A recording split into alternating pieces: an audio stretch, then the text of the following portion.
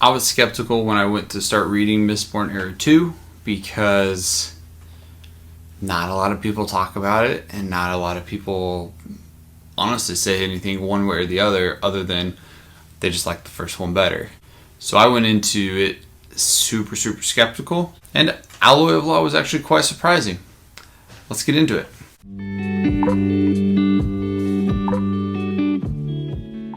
Hello and welcome back to my channel. I'm JJ the Bearded Bookworm, and today we're going to be talking about the first book in Mistborn Era 2, The Alloy of Law, the Wax and Wayne series. It's got lots of different names. So, The Alloy of Law takes place 300 years after the events of Hero of Ages, and Scadrial as a whole has boomed. Spoilers for Mistborn Era 1 throughout this entire video, because some of those things that happen there shape how this world is, and so they're just going to be scattered throughout. This is your warning. So, Sazed has ascended to godhood, has preservation and ruin, and essentially saves the world, and now watches over it as society just booms. Now the main area where everybody lives is called Elendel, and it's this massive booming metropolis. And similar to Era 1, you have your noble families. You've got, instead of just your sky, you have your low class and your middle class and all that. But it's this huge, millions of people live in this now giant city. There are no more Mistborns from what I can tell. So it looks like Spook was the last one, and he's now referred to as Lord Mistborn.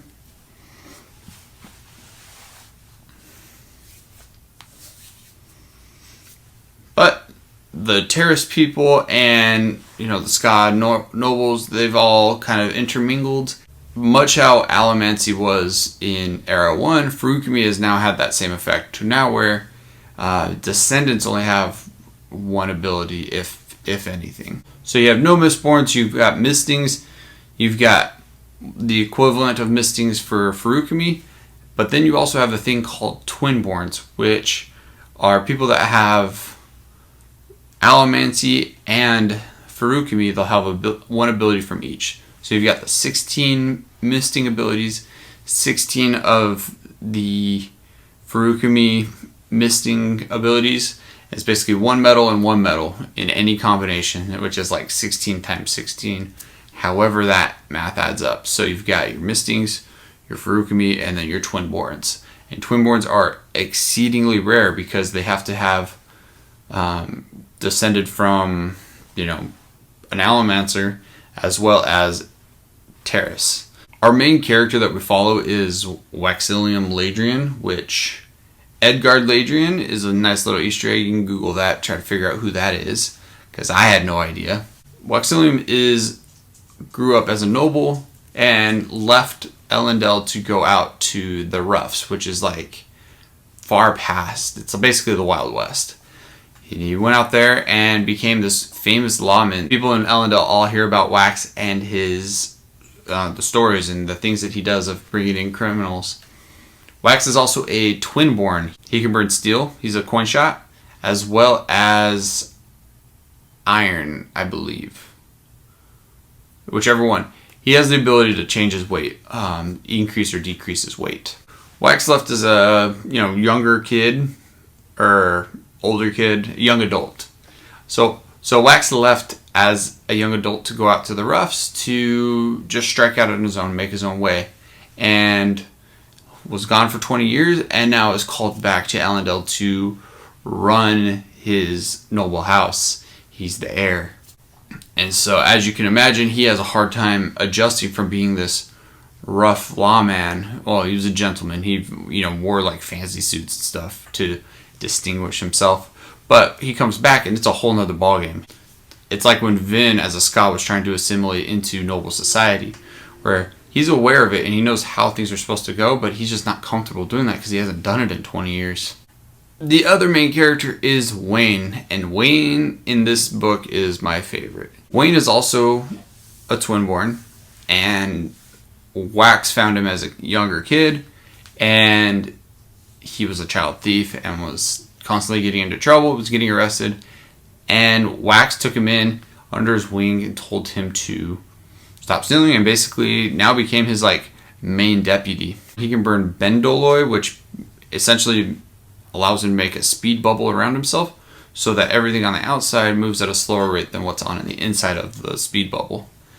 And he also, through Furukumi, uses gold so he can heal himself. Other fun things about Wayne is, yes, he was a child thief, and Wax was able to kind of steer him in the right way to where now, instead of just straight up stealing, Wayne is constantly trading, which basically means I'm taking this and I'm going to give you something that I deem is equivalent value. And it may or may not actually be equivalent. Usually is not. It's very weird logic. Wayne has the most interesting way of looking at the world, and so as such, his logic is bonkers. So Wax coming back to Ellendale was very Batman-esque, of, you know, Bruce Wayne leaving, you know, striking out, gaining his abilities, and becoming proficient at crime fighting, and he comes back and now has to be Bruce Wayne. Where Wayne shows up, and it was very much like Batman Harley Quinn team up, where Wayne's just this comic relief agent of chaos, just constantly. Everybody's just like, what the heck? Who is this person? But the two together was absolutely hilarious, and through the entire series, Wayne's my favorite character. Another thing I liked is elements from Era 1, such as, you know, the Survivor, Vin, Elend, Marsh, Iron Eyes, you know, all of these types of things are now things of legends. It's like us in the US learning about George Washington or things like that. The stories that we tell and the general knowledge and the things that we're taught are often, maybe not different, but are now twisted because they've now been told over and over and over again so long that some of the history may not actually be there anymore. Especially in this, because the world was destroyed and reshaped and everything. So they don't have necessarily like papers, archaeology, things like that. A couple bad things that I didn't like about this book is it's Mistborn, but not at all. And because of that, it's not as like epic as Era 1.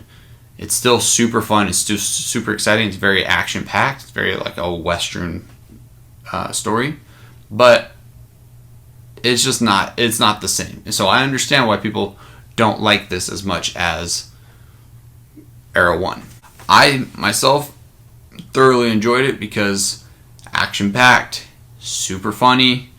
A lot of the powers and stuff were a lot more realized, where the characters had to keep it very underground. They're always constantly watching out for the Inquisitors and things like that. Whereas this, people are openly using their abilities, so that was really cool. The series isn't over, so maybe it'll get explained, but I don't necessarily know, other than, you know, trying to guess why Furukumi got diluted down. As far as in Era 1, all of the Furukumists have all the abilities, whereas in this, you know, they have one ability. I just don't know if it's through Terrace people not marrying Terrace people that those abilities got diluted down, or how that works, but that's something that's not explained. The other thing that's not explained, which is probably the most intriguing thing, is Koloss blood. There are characters here that have Koloss blood, and they have like a bluish skin, and it's, you know, rare as far as that goes. They talk about how people with Koloss blood are a lot more violent and ragey and stuff like that, but they never explain how Koloss are able to have children and stuff like that. I have no idea. So those are two examples of things that I want answered. So is Era 2 as good as Era 1? No. Is it worth? It's a super fun story. It takes place in the same world, but they are very separate stories. That's not a continuation by any means. I think that's something that is often confused with this. I will say though, I'll probably give it like a solid 7. It's not this masterpiece like Mistborn or Stormlight Archive or anything like that. Like, it's definitely like, a solid 7, but it's a ton of fun, and you should definitely check it out if you haven't already. Let me know down in the comments, have you read this? If you have, what did you like, what you didn't like, who's your favorite characters? Don't forget to like and subscribe if you haven't already. I'm JJ the Bearded Bookworm, and I'll see you tomorrow.